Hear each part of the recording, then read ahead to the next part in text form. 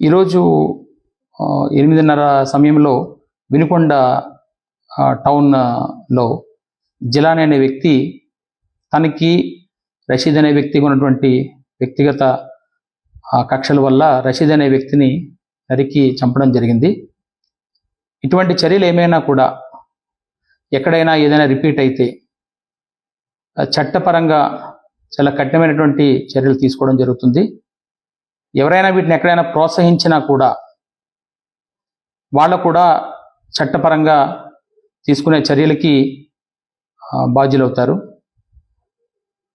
రేపు పట్టణంలో కూడా ప్రజలందరికీ కూడా ఈ విషయాన్ని తెలియజేస్తున్నాము. అందరూ సంయమనం పాటించాలి. ఎటువంటి నేర చరిత్ర ఇకపై కనబడినా కూడా ఉపేక్షించడం జరగదు. దీన్ని గమనించమని పోలీస్ నుంచి ఒక హెచ్చరిక అయితే ఖచ్చితంగా చేస్తున్నాము. దీన్ని ఖచ్చితంగా గమనించాల్సిన అవసరం కూడా అందరికీ ఉందని కూడా తెలియజేస్తున్నాం.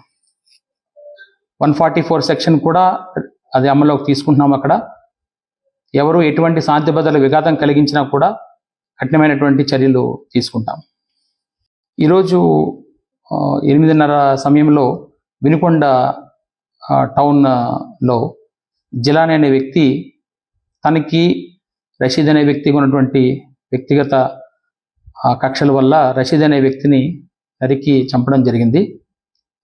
ఇటువంటి చర్యలు ఏమైనా కూడా ఎక్కడైనా ఏదైనా రిపీట్ అయితే చట్టపరంగా చాలా కఠినమైనటువంటి చర్యలు తీసుకోవడం జరుగుతుంది. ఎవరైనా వీటిని ఎక్కడైనా ప్రోత్సహించినా కూడా వాళ్ళు కూడా చట్టపరంగా తీసుకునే చర్యలకి బాధ్యులవుతారు. రేపు పట్టణంలో కూడా ప్రజలందరికీ కూడా ఈ విషయాన్ని తెలియజేస్తున్నాము. అందరూ సంయమనం పాటించాలి. ఎటువంటి నేర చరిత్ర ఇకపై కనబడినా కూడా ఉపేక్షించడం జరగదు. దీన్ని గమనించమని పోలీస్ నుంచి ఒక హెచ్చరిక అయితే ఖచ్చితంగా చేస్తున్నాము. దీన్ని ఖచ్చితంగా గమనించాల్సిన అవసరం కూడా అందరికీ ఉందని కూడా తెలియజేస్తున్నాం. 144 సెక్షన్ కూడా అది అమల్లోకి తీసుకుంటున్నాం. అక్కడ ఎవరు ఎటువంటి శాంతి భద్రతల విఘాతం కలిగించినా కూడా కఠినమైనటువంటి చర్యలు తీసుకుంటాం.